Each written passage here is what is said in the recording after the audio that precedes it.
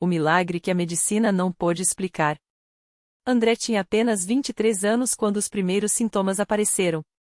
Era um jovem forte, trabalhador, que ajudava o pai na marcenaria desde os 15. Mas, de repente, começou a sentir espasmos musculares estranhos, como se o corpo tremesse sem controle.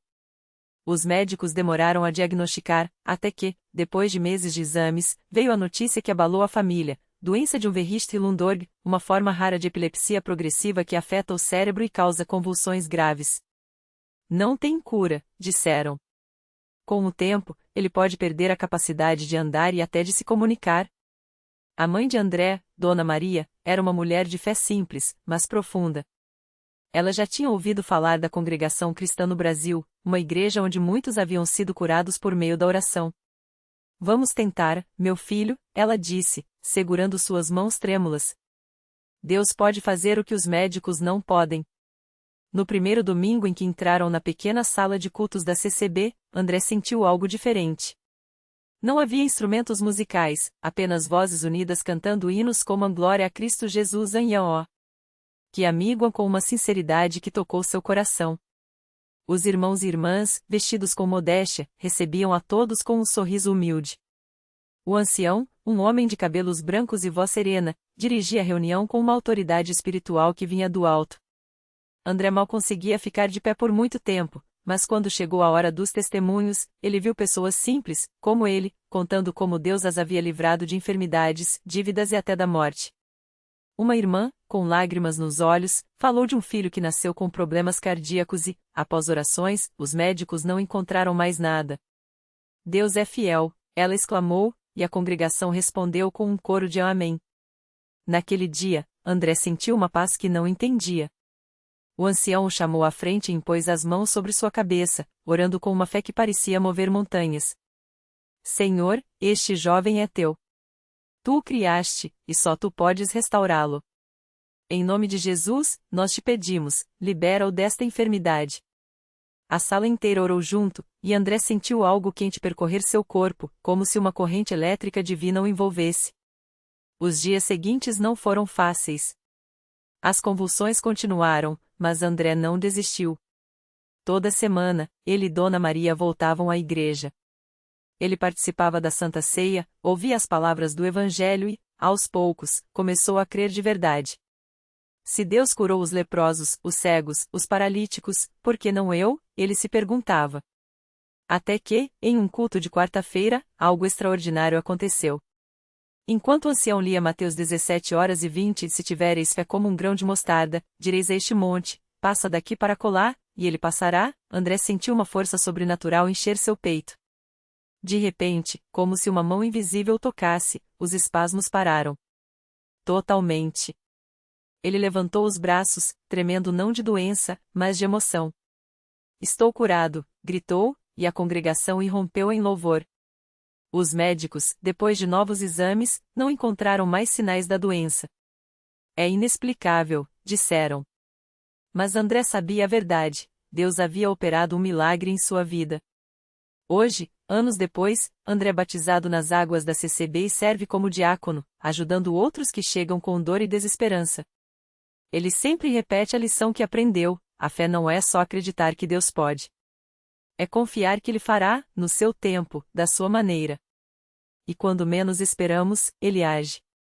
Na Congregação Cristã no Brasil, onde a simplicidade esconde um poder divino, André encontrou não só a cura, mas um propósito. E sua história, como tantas outras, é um testemunho vivo de que, onde a medicina falha, a fé triunfa. No mesmo ano em que André recebeu sua cura, uma jovem chamada Mariana chegou a CCB arrastando não apenas o corpo frágil, mas uma alma esmagada pelo peso de uma depressão que já durava mais de 5 anos. Os remédios aliviavam por um tempo, mas a escuridão sempre voltava, mais forte, como uma onda que a puxava para o fundo. Sua família, já sem esperanças, ouviu de um vizinho sobre os cultos na congregação e, mesmo sem entender muito, resolveram levá-la. Mariana entrou na igreja pela primeira vez com os olhos baixos, os ombros encurvados como se carregasse um fardo invisível. O canto dos irmãos, simples mas cheio de fé, tocou algo nela que há muito estava adormecido. Quando o pastor começou a orar pelos enfermos, ela sentiu um calor estranho percorrer seu corpo, como se mãos invisíveis a envolvessem. Não teve coragem de se levantar, mas em seu coração, sussurrou: Senhor, se o Senhor existe, me ajuda. Naquela noite, Mariana sonhou com uma luz branca que quebrava as correntes que a prendiam. Acordou com uma paz que não sentia há anos. No dia seguinte, pela primeira vez em muito tempo, conseguiu sorrir sem forçar. Sua mãe, ao vê-la arrumando a cama e cantando baixinho, caiu de joelhos chorando. Os dias se passaram, e a mudança era visível. Mariana voltou à igreja, desta vez com os olhos brilhando.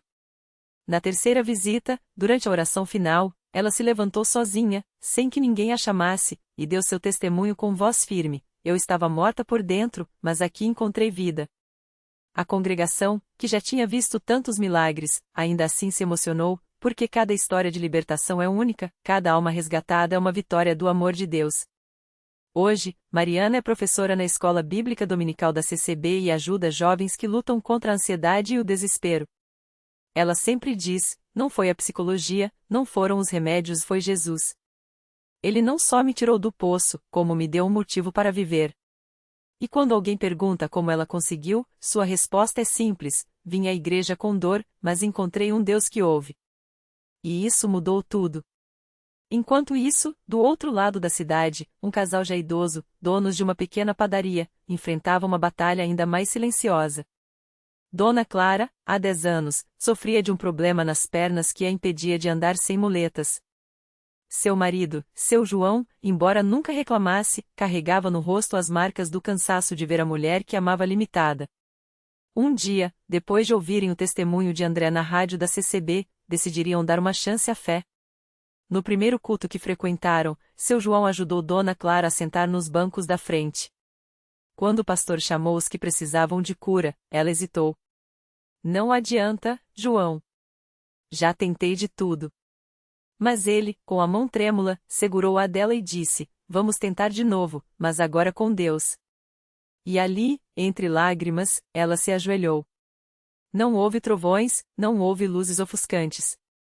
Só uma voz calma no coração de Dona Clara: levanta e anda.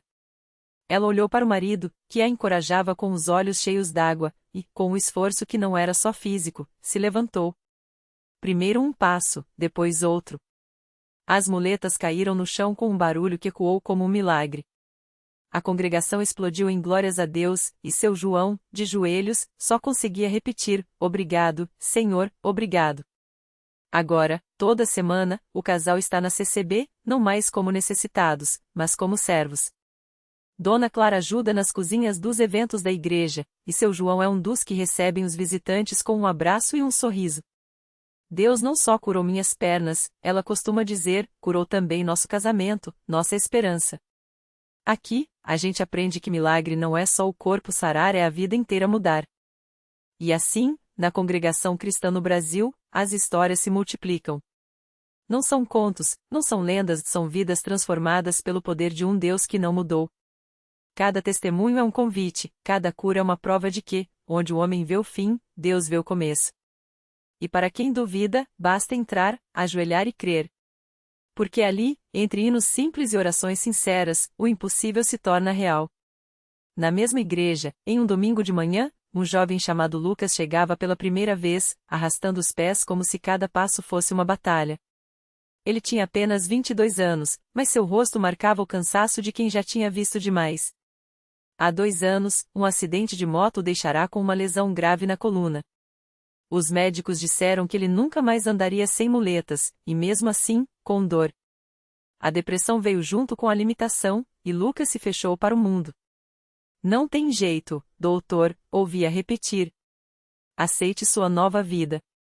Mas sua mãe, Dona Maria, não aceitou. Ela já tinha visto coisas que a medicina não explicava dentro daqueles muros brancos da CCB. Toda semana, ela orava por ele, às vezes em voz alta, às vezes só com lágrimas. Até que um dia, depois de mais uma noite em claro de dor, Lucas cedeu. Vou só uma vez, mãe. Para você parar de encher meu saco. E foi assim, de má vontade, que ele entrou na igreja pela primeira vez. O que Lucas não esperava era sentir algo diferente logo na porta. Não eram só os hinos, não era só o silêncio respeitoso. Era uma paz que ele não sentia desde antes do acidente. Quando o irmão que presidia a reunião pediu para que quem precisasse de oração se ajoelhasse, Dona Maria puxou o filho pelo braço. Vem, meu filho. Deus pode. Lucas resistiu, mas algo dentro dele, talvez a memória de quando ainda corria, talvez só o cansaço de sofrer, o fez curvar os joelhos. As mãos dos irmãos se apoiaram em seus ombros enquanto oravam. Não foram palavras bonitas ou longas, mas sim uma fé simples, como a de quem já viu o impossível acontecer. Lucas fechou os olhos e, pela primeira vez em anos, permitiu-se chorar sem vergonha. Senhor, se o Senhor existe, me mostra algo, qualquer coisa. Foi tudo o que conseguiu dizer. E então, veio. Não foi um raio, não foi um trovão. Foi uma onda de calor nas costas, como se mãos invisíveis estivessem trabalhando onde a medicina tinha desistido. Lucas sentiu os músculos tremerem, uma dor diferente, não a dor da lesão, mas a dor de algo sendo restaurado. Ele tentou se levantar, mas as pernas ainda não respondiam. Não adianta, mãe, murmurou, envergonhado. Mas Dona Maria só apertou sua mão e disse: espera. Deus não faz pela metade. Naquela noite, Lucas não conseguiu dormir. Sonhou que estava correndo em um campo, como quando era criança. Ao acordar, tentou mover os dedos dos pés e eles mexeram. Devagar, com dificuldade, mas mexeram. Ele sentou na cama, assustado, e tentou levantar. As pernas tremiam, mas aguentaram. Com lágrimas nos olhos, deu um passo. Depois outro. E outro. Quando chegou na igreja no domingo seguinte, não foi com muletas. Foi andando devagar, ainda com cuidado, mas andando. Os irmãos não precisaram perguntar, basta olhá-lo para saber. O sorriso no rosto de Lucas dizia tudo. E quando subiu para dar seu testemunho, sua voz falhou, mas as palavras saíram firmes: eu vim aqui achando que estava perdido. Mas Deus me mostrou que Ele não só cura o corpo, Ele cura a alma. Hoje eu tô de pé não só nas pernas, mas na fé. Agora, Lucas está sempre na igreja. Não como um milagrado que se exibir, mas como um jovem que encontrou um propósito. Ele ajuda a carregar cadeiras, visita outros doentes no hospital, e toda vez que vê alguém desanimado, se aproxima e diz: eu já estive onde você tá. Mas se Deus fez por mim, Ele faz por você também. Porque na CCB, os milagres não são só histórias do passado. Eles acontecem hoje, aqui, agora. Não com alarde, não com espetáculo, mas com a mesma simplicidade de 2000 anos atrás, um Deus que ouve, que vê, que toca. E para quem duvida, basta vir. Basta ajoelhar. Basta crer. Porque onde há fé, o impossível não existe. E foi assim que a vida de Lucas se tornou um testemunho vivo daquilo que muitos só ouviram falar. Não era mais o jovem que arrastava os pés pela rua com o peso do desânimo, nem aquele que olhava para o céu com raiva, perguntando por que tudo parecia tão difícil. Agora, ele era a prova de que Deus não só escuta como age e age no tempo certo. Um dia, enquanto ajudava a organizar a sala dos jovens na igreja, um rapaz chamado Mateus chegou até ele. Tinha os olhos vermelhos, as mãos trêmulas e uma história parecida: um acidente de moto, dores que não passavam, médicos que não tinham mais respostas. Me disseram que eu nunca mais ia andar direito, ele confessou, a voz embargada. Lucas não precisou de muitas palavras. Apenas colocou a mão no ombro do rapaz e disse: vem comigo. Levou Mateus até o altar, onde a luz das velas tremeluzia e o silêncio falava mais que qualquer sermão. Ajoelha aqui, pediu. E fala com ele. Não como se fosse um pedido, mas como quem conversa com um pai. Mateus hesitou, mas se ajoelhou. E enquanto orava, entre lágrimas e suspiros, algo dentro dele começou a se mexer, não só a fé, mas algo físico, como se uma corrente invisível estivesse se soltando. Quando se levantou, foi com um tremor diferente. Não de dor, mas de algo novo, como se os músculos, adormecidos por tanto tempo, finalmente acordassem. Os irmãos ao redor não gritaram, não fizeram alarde. Apenas sorriram, porque na CCB, os milagres não precisam de aplausos para serem reais. Eles simplesmente são. Nos dias seguintes, Mateus voltou. E depois mais uma vez. Cada passo que dava era uma vitória, cada oração que fazia, uma confirmação: Deus não tinha esquecido dele. E assim como Lucas, ele também começou a servir. Primeiro arrumando as Bíblias nos bancos, depois ajudando na cozinha da igreja, sempre com um sorriso no rosto e uma palavra de esperança para quem chegava quebrantado. Porque é assim que a obra de Deus se multiplica, não com grandes campanhas ou propagandas, mas com vidas transformadas que, por sua vez, tocam outras vidas. Lucas e Mateus não eram exceções. Eram a regra de um Deus que não faz acepção de pessoas e que, quando encontra um coração disposto, age com poder. E se alguém perguntar como isso é possível, a resposta está nas paredes simples da igreja, no cheiro de café depois dos cultos, no abraço apertado dos irmãos, no silêncio respeitoso daqueles que oram. Está no fato de que, na CCB, ninguém é estranho, ninguém é caso perdido. Todos têm um lugar. Todos têm uma chance. Porque o milagre não acabou quando Lucas se levantou.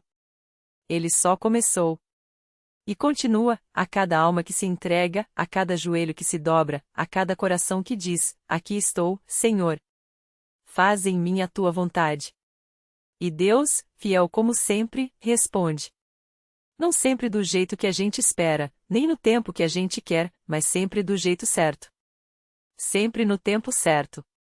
Porque Ele é Deus. E na CCB, isso não é teoria. É realidade. Todos os dias. Era uma tarde de sábado quando a irmã Maria Aparecida chegou à igreja arrastando mais do que os próprios pés. Carregava um peso que ninguém via, mas que dobrava seus ombros como se fosse uma cruz invisível. O filho mais velho, Vitor, havia se envolvido com más companhias, e às noites em claro, as lágrimas escondidas no travesseiro e as orações sussurradas entre soluços pareciam não ter resposta. Até aquele dia. Ela entrou no templo como sempre fazia, procurando um canto discreto no fundo, onde pudesse chorar sem chamar atenção. Mas naquela tarde, algo era diferente. O irmão Paulo, um dos anciãos, aproximou-se com um sorriso que parecia entender tudo, mesmo sem uma palavra. Irmã Cida, hoje o Senhor tem uma mensagem para você, disse ele, colocando a mão no seu ombro com uma firmeza que transmitia paz. Ela não sabia, mas naquela mesma hora, a mais de 100 quilômetros dali, Vitor estava sentado em um bar escuro, com as mãos trêmulas e o coração apertado. Uma voz dentro dele gritava para sair dali, mas as amizades erradas e o vício o mantinham preso. Até que, de repente, uma lembrança o atingiu como um raio, a voz da mãe, quando ele ainda era criança, cantando hinos no quarto enquanto ninava. Jesus, meu Salvador, a ti me entrego. As palavras ecoaram em sua mente, e uma dor aguda no peito o fez dobrar-se sobre a mesa. Enquanto isso, na igreja, a irmã Cida ajoelhava-se ao lado do irmão Paulo, que orava com uma fé que contagiava. Senhor, o Senhor conhece a dor desta mãe. O Senhor sabe onde está seu filho. Toque nele, Senhor. Como tocaste em Lucas, como libertaste a irmã Ana, como transformaste o irmão João, faz hoje um milagre na vida de Vitor. A congregação, que já se preparava para sair, parou. Alguns se aproximaram, outros simplesmente fecharam os olhos onde estavam, unindo-se àquela súplica. Porque na CCB, quando um chorava, todos choravam. Quando um lutava, todos lutavam. E então, algo aconteceu. Vitor sentiu como se uma mão invisível o puxasse para cima. Uma força que não era dele o fez levantar da cadeira, deixar dinheiro suficiente para pagar a conta e sair correndo do bar, como se estivesse sendo perseguido. As ruas passavam em um borrão, mas ele só tinha um pensamento: preciso voltar para casa. Preciso ver minha mãe. Não sabia explicar por quê, mas a certeza era tão forte que suas pernas quase não davam conta do ritmo. Quando ele chegou, ofegante, à porta de casa, encontrou a mãe de joelhos no quintal, as mãos levantadas para o céu, os olhos fechados, mas as lágrimas secas. Como se já soubesse. Como se já tivesse recebido a resposta. Mãe, a voz dele quebrou, rouca de emoção e de anos de silêncio. Ela abriu os olhos lentamente, como se saísse de um sonho. E então, viu. O filho que havia perdido estava ali, inteiro, vivo, de pé. Não havia marcas de brigas, não havia cheiro de álcool. Só um homem quebrantado, mas livre. Me perdoa, mãe, foi tudo o que ele conseguiu dizer antes de cair nos braços dela. Dentro da igreja, na mesma hora, o irmão Paulo sorriu. Não era um sorriso de surpresa, mas de certeza. Glória a Deus, murmurou, enquanto os irmãos ao redor começavam a cantar espontaneamente: Aleluia, Cristo vive em mim. Porque na CCB, os milagres não são contados como histórias do passado. Eles acontecem no presente. No filho que volta, na mãe que sorri, no vício que se quebra, na família que se reconcilia. Não é magia, não é coincidência.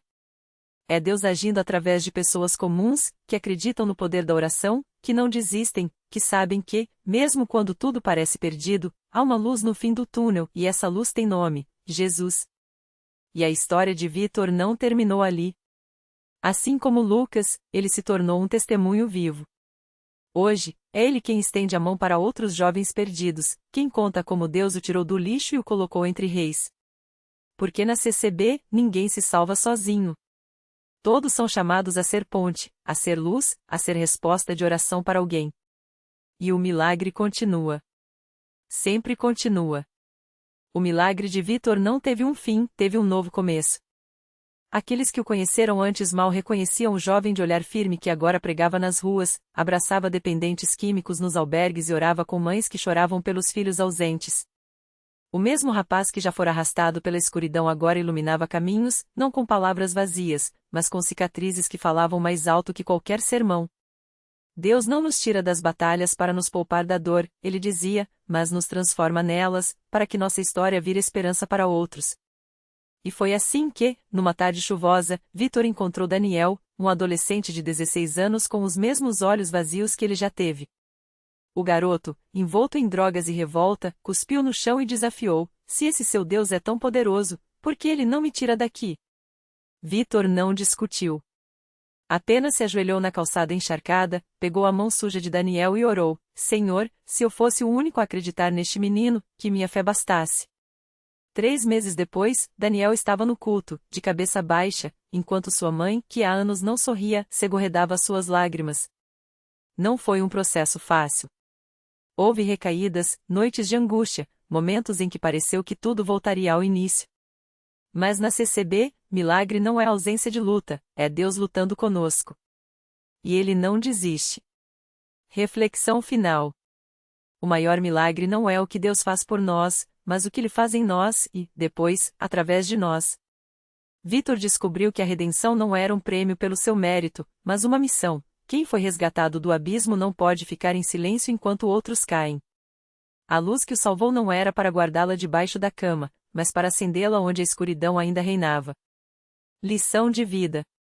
Deus não precisa de heróis perfeitos, Ele usa vasos quebrados para mostrar que a graça é maior que nossas falhas. Se você acha que sua história não serve para nada, lembre-se, as cicatrizes mais profundas se tornam os mapas que guiam outros para casa. O milagre não acabou. Ele só espera que você estenda a mão.